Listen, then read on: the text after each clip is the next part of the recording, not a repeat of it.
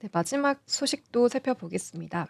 마지막으로 단일 고래 포지션 붕괴가 시장 전체를 뒤흔들며 이더리움 하방 리스크를 증폭시키고 있다라는 소식 짚어보겠습니다. 최근 이더리움 급락 구간에서 1011로 불리는 대형 고래의 대규모 포지션 정리 움직임이 포착되면서 시장 하락 압력을 키운 것으로 나타났습니다. 단순한 고래 매도가 아니라 레버리지 포지션 붕괴에 따른 연쇄 청산이 단기간 가격 급락을 촉발했다라는 점에서 시장 경계심이 커지고 있습니다. 현지 시각 3일 온체인 분석 플랫폼 아캄 인텔리전스에 따르면 해당 고래는 최근 약 8시간 동안 3만 5천 이더리움을 매도한 것으로 추정됩니다. 이 과정에서 하루 기준 강제 청산 규모는 약 2억 3천만 달러에 달했으며 단일 고래 기준으로 이례적인 손실 사례로 평가됩니다. 짧은 시간에 집중된 매도와 청산이 동시에 발생하면서 시장 유동성에 직접적 충격을 준 것으로 보입니다.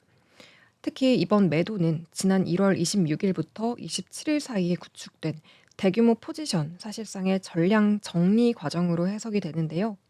온체인 기록에 따르면 해당 고래는 당시 약 14만 8천 이더리움을 매집하며 강한 상승 베팅에 나섰습니다. 하지만 이후 이더리움 가격이 하락세로 전환하면서 손실이 빠르게 확대됐고 결국 포지션을 유지하지 못한 채 전면적인 청산과 매도에 나선 것으로 분석됩니다. 이로 인한 누적 손실 규모는 약 7,641만 달러, 우리 돈으로 약 1,100억 수준에 1,100억 원 수준에 이르는 것으로 집계됐습니다. 실제 이더리움이 단기간 급락한 새벽 시간대에서도 추가 자금 이동이 확인이 됐는데요. 현지 시간 기준 38분부터 1시 22분 사이 이더리움 가격이 급격하게 하락하는 과정에서 해당 고래는 약 7,831만 달러 상당의 이더리움을 바이낸스 거래소로 입금한 것으로 나타났습니다. 이는 가격 하락 국면에서 매도를 시행하거나 마진 비율 악화를 막기 위한 추가 정리 또는 담보 이동 목적이었을 가능성이 제기되고 있습니다. 이런 데이터를 종합하면 해당 고래는 2월 1일 이후 현재까지 누적 15만 6,185 이더리움을 거래소로 이동시킨 것으로 추정이 되는데요. 단기간 시장 유동성과 가격 형성에 상당한 영향을 미쳤을 가능성이 큽니다.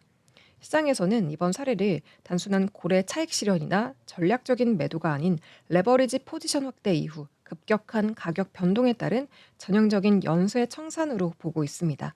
대규모 포지션이 한 방향으로 과도하게 쏠린 상황에서 변동성이 확대된다면 단일 주체 청산만으로도 단기 가격 흐름이 크게 왜곡될 수 있다는 점이 다시 한번 확인됐다는 평가입니다. 현재 이더리움 시장은 추가적인 고래 거래소 이동 여부와 함께 파생 상품 시장에서 레버리지가 얼마나 빠르게 축소될지 주목을 하는데요.